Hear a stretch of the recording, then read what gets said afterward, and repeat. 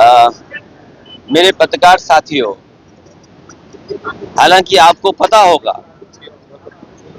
और इसमें से मैं देख रहा हूँ बहुत सारे सीनियर लोग भी हैं और बहुत वर्षों से आ रहे हैं यहाँ पर और यहीं पर कवर करने आते हैं, कवरेज करने आते हैं। आप इसी जगह पर मिलते हैं। कभी इतनी बैरिकेडिंग नहीं होती होगी। जब मैं आज आ रहा था तो जानबूझ करके पुलिस ने मुझे रोका। मैंने जानना चाहा कि भाई क्यों नहीं जाने दे रहे हो। पूरी बैरिकेडिंग लगा करके मुझे आधे घंटे जब बात की तब जाने दिया, बड़ी मुश्किल से, और एक गाड़ी जाने दी। और जब जानना चाहा मैंने कि आखिरकार क्यों ऐसा किया जा रहा है, तो किसी अधिकारी के पास जवाब नहीं था। आखिरकार इसको मैं क्या मानूं, क्या समझूं? इसको मैं तानाशाही समझूं, मैं इसको इमरजेंसी समझूं, मैं इस बात को ये समझूं कि ऐसा दबाव बनाना चाहते हैं, डराना चाहते हैं, धमकाना चाहते हैं कि दूसरे के धर्मों में शामिल ना हो, दूसरों के कार्यक्रम में शामिल ना हो। कम से कम मुझे ये बताओ, मैं जाने कितने वर्षों से यहाँ आ रहा हूँ। मुझे याद है नेताजी मुझे पहली बार लेकर के आए थे, उस दिन से आज तक लगातार आ रहा हूँ, लेकिन ऐसी बैरिकेडिंग कभी नहीं देखी। और बैरिकेडिंग इसलिए की जा रही थी कि लोग त्योहार न मना पाए और जो अपनी धर्म की मान्यताएं हैं, धर्म की जो परंपराएं हैं, वो भी न मान पाए। तो सबसे बड़ा खतरा लोकतंत्र को है, संविधान को है। ये सरकार बड़ी जिम्मेदारी के साथ, मैं कह सकता हूँ, यहाँ मुझे नहीं कहना चाहिए, लेकिन फिर भी मैं कह रहा हूँ कि ये देश भारतीय जनता पार्टी संविधान से नहीं चला रही है। वक्त बिल लागू होने जा रहा है सर देश भर में। मुबारकबाद दे रहे थे तो लोगों ने उनको वापस जाओ के नारे लगाए, विरोध किया। लेकिन मैं इसमें कुछ नहीं कह सकता हूँ। मैं यही कह सकता हूँ कि हमारा देश बहुत बड़ा देश है और यहाँ पर सदियों से हम मिलकर के रहते आए।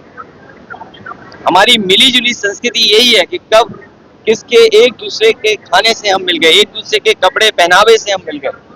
हमारी बोली भाषा, हमारा व्यवहार, बहुत सारी चीजें हमारी एक दूसरे से मिली हुई है, एक दूसरे से हमने सीखा है सदियों से। इसीलिए मिली जुली संस्कृति के साथ ये देश आगे बढ़े, तरक्की करे, यही सबकी कामना है और हम सब यही चाहते हैं। बिल लागू होने जा रहा है और काली पट्टी बांधकर उसका विरोध लगातार किया जा रहा है इस बात को लेकर।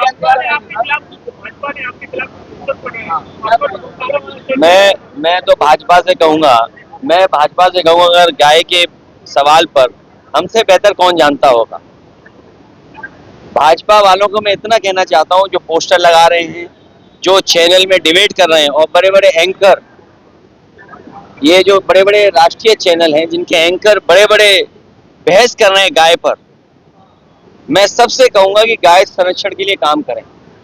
जितनी भी हमारी एंकर महिलाएं हैं, एंकर पुरुष हैं, और जो कंपनियां इन्वेस्ट कर रही हैं इन चैनलों में, मैं उन कंपनियों के मालिक से भी बड़े हाथ जोड़ के निवेदन करूंगा कि वो लोग भी गाय के संरक्षण पे, गाय को के संवर्धन पर, गाय के और हमारी कैसे पले बढ़े उसके लिए काम करें।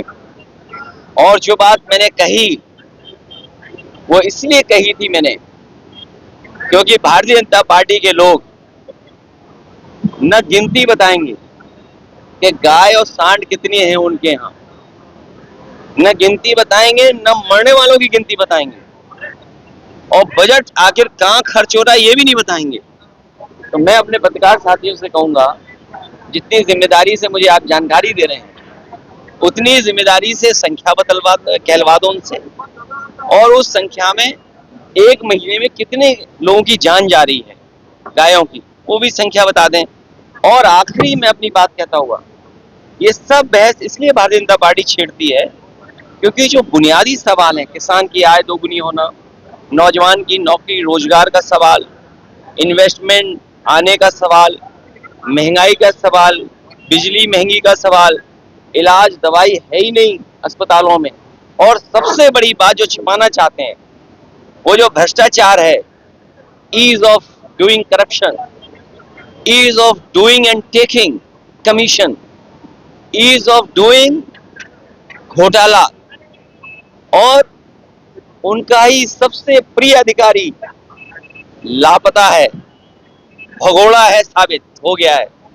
और मैं आपसे कह रहा हूं इतने चैनलों के सामने, मुझे किसी ने जानकारी दी है कि वो आईएएस अधिकारी मुख्यमंत्री आवास में छिपा हुआ है।